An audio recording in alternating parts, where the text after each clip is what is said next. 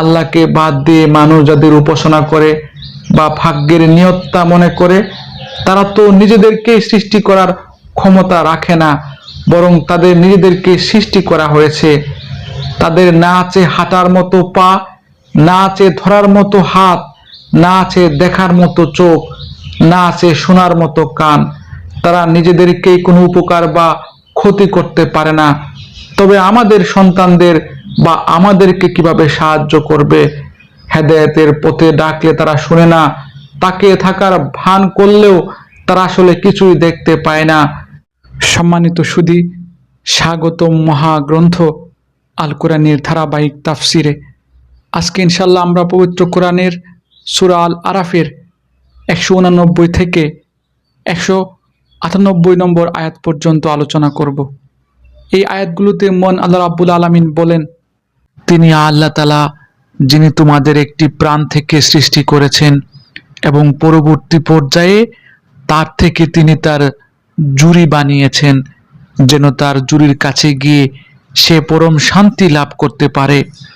অতঃপর যখন পুরুষ সাথীটি তার মহিলা সাথীটিকে দৈহিক প্রয়োজনের জন্য ডেকে নিল, তখন মহিলাটি এক লঘু গর্ভ ধারণ করল এবং প্রথম দিকে সে এই নিয়ে চলাফেরা করল। পরে যখন সে গর্ভের কারণে ওজনে ভারী হয়ে এলো, তখন তারা পুরুষ মহিলা উভয়ই তাদের মালিককে ডেকে বলল, হে আল্লাহ তাআলা, যদি তুমি আমাদের একটি সুস্থ ও পূর্ণাঙ্গ সন্তান দান করো, তাহলে আমরা অবশ্যই তোমার কৃতজ্ঞতা আদায়কারীদের দলে সামিল হব।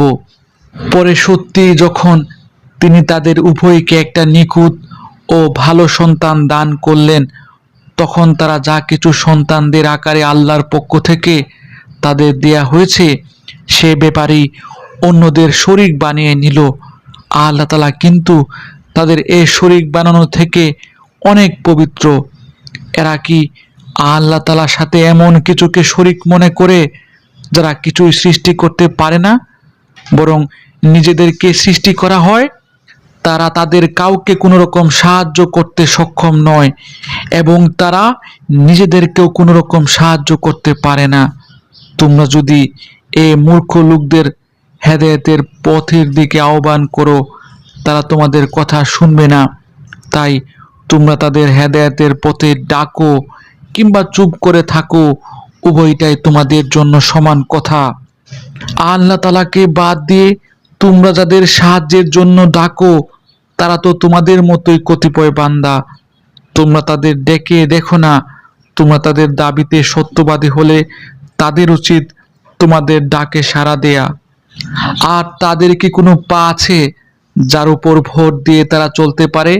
অথবা তাদের কি কোনো ক্ষমতাধর হাত আছে যা দিয়ে তারা সব কিছু ধরতে পারে?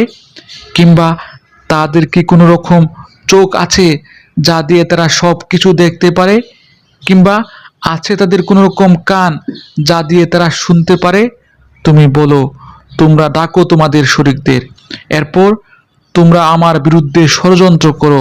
ষড়যন্ত্র করার সময় আমাকে কোনো অবকাশ দিও না।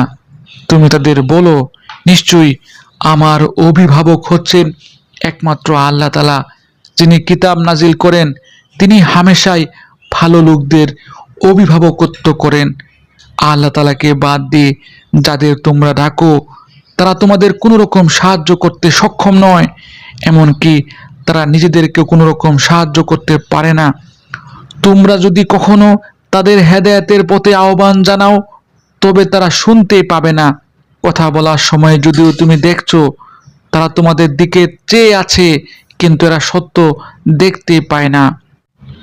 আলহামদুলিল্লাহ, চমৎকার 10টি আয়াত। এই আয়াতগুলো থেকে আমরা জানতে পারছি মহান আল্লাহ তাআলা আমাদের সৃষ্টি করেছেন এক পরম শান্তি ও কৃতজ্ঞতার বন্ধনে আবদ্ধ থাকার জন্য। তিনি এক আদি প্রাণ থেকে আমাদের সৃষ্টি করেছেন এবং আমাদের জীবনে মানসিক প্রশান্তির জন্য আমাদের জোড়া বা জীবন সাথী দান করেছেন, আমাদের স্বামী স্ত্রী দান করেছেন। এই স্বামী স্ত্রীর মধ্যে আল্লাহ তাআলা স্ত্রী জাতিকে দুজনের ভালোবাসার প্রমাণ স্বরূপ এক নতুন সন্তান গর্ভে দান করেন। গর্ভধারণের প্রথম হালকা অনুভূতি থেকে শুরু করে সন্তান ভূমিষ্ঠ হওয়ার আগ পর্যন্ত প্রতিটি মা বাবা আল্লাহর দরবারে আকুল হয়ে প্রার্থনা করে, হে আল্লাহ, আমাদের একটা সুস্থ, সুন্দর ও নেক সন্তান দান করো। আমরা তোমার প্রতি আজীবন কৃতজ্ঞ থাকব। কিন্তু অত্যন্ত পরিতাপের বিষয় হলো, যখনই আল্লাহ তাআলা তাদের একটি সুন্দর ও নিখুঁত সন্তান দান করেন, মানুষ তখন তার আদি উদ্দেশ্য ভুলে যায়। তারা আল্লাহর দেয়া সেই নিয়ামতকে অন্যের অবদান মনে করতে শুরু করে।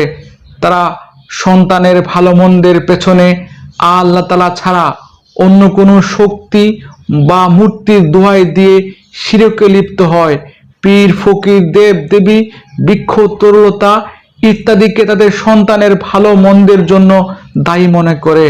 অথচ একটু ভেবে দেখুন, আল্লাহকে বাদ দিয়ে মানুষ যাদের উপাসনা করে বা ভাগ্যের নিয়ত্তা মনে করে, তারা তো নিজেদেরকে সৃষ্টি করার ক্ষমতা রাখে না, বরং তাদের নিজেদেরকে সৃষ্টি করা হয়েছে।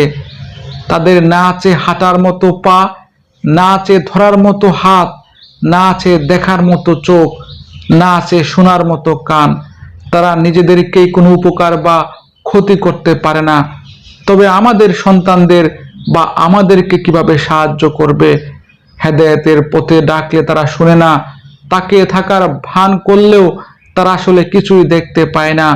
তাই মানুষের সৃষ্টির মূল উদ্দেশ্য হলো সব ধরনের দৃশ্য ও অদৃশ্য শিরক পরিহার করে, দেব দেবী পরিহার করে, বৃক্ষ তরুলতার কাছে আত্মসমর্পণ না করে কেবল সেই আল্লাহর দাসত্ব ও অভিভাবকত্ব মেনে নেয়াই প্রকৃত বুদ্ধিমানের কাজ।